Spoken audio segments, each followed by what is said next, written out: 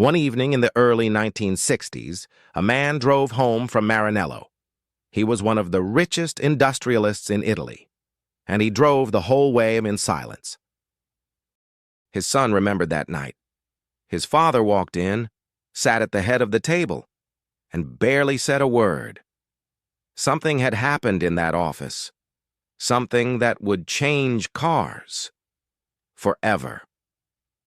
This is the story of the most expensive insult in history, and of the man who answered it with metal. Ferruccio Lamborghini was born in 1916 in a farming family near Ferrara, under the sign of the bull.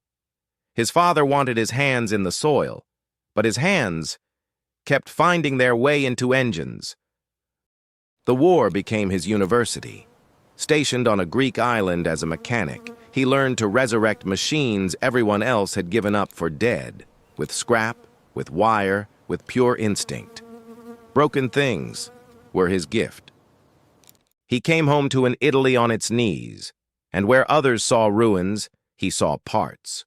From abandoned military engines, he built his first tractor, then another. The farmers trusted him. He was one of them. One tractor a month became 52 a day. By his 40s, the farmer's son was an industrial king. Tractors, heaters, money, and a garage that told the real story of his heart. Sports cars, the fastest ones money could buy. And above them all, a Ferrari 250 GT. Think about that for a moment. A boy who grew up counting other people's harvests now owned the fastest road car in the world. But there was a problem.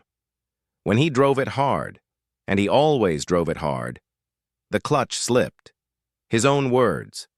When you went fast, it simply wasn't up to the task. So he did what he had done his whole life. He took it apart, in his own workshop, with his own hands. And inside that thoroughbred, he would later claim he found the same clutch he used in his tractors, the same part, at many times the price. Now, he could have said nothing. Instead, he drove to Maranello, not to complain, to help, one mechanic to another. I found the weakness, and I know how to fix it. He thought he was offering a gift.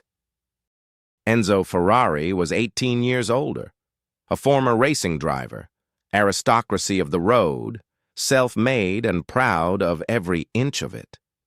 And what exactly he said in that office, nobody knows. The words change with every telling. But every version ends the same way. You build tractors. What could you possibly know about sports cars?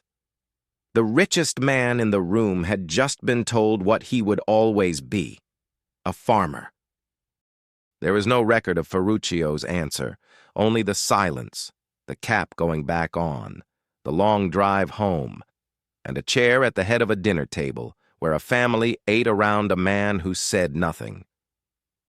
What do you do with a wound like that? Most men swallow it. Ferruccio decided to answer, in the only language Enzo Ferrari truly respected. 1963.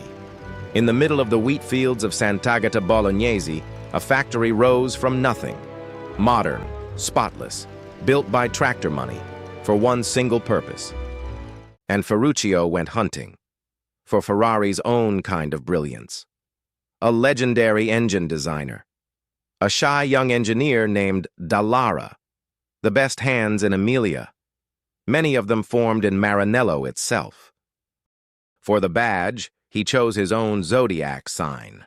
A bull, horns lowered, charging, aimed, the whole world understood, straight at a prancing horse. The first car came in 1964, elegant, fast, and praised even by Ferrari loyalists. But it was 1966 that changed everything. A low, impossible wedge of a car, its engine mounted behind the driver like a race car for the road. The world had never seen anything like it. The tractor maker hadn't just built a sports car, he had built the most beautiful car on earth, and dragged the entire industry into the future. In Maranello, they took notice. And yet, he never raced, not once. That was the deepest cut of all. Enzo built road cars to pay for racing.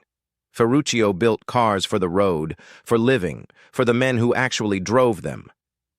He didn't want Ferrari's trophies. He wanted his respect. The 70s took it all away. Canceled orders, oil crisis, factories in trouble.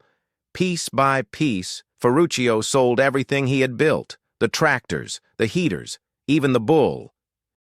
And then he did something nobody expected.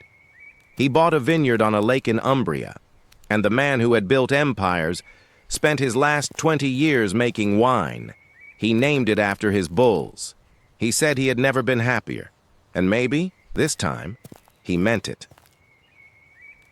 Enzo died in 1988, Ferruccio 5 years later. They never made peace, because they had never truly been at war. Just two men from the same land, who needed each other to become legends. Because the revenge was never about beating Ferrari, it was about being seen. And today, on the same roads, the horse and the bull run side by side, the aristocrat and the farmer. Exactly as Ferruccio always wanted it. If stories like this belong on your screen, history's greatest stories rebuilt in miniature, subscribe. The next one is already being built.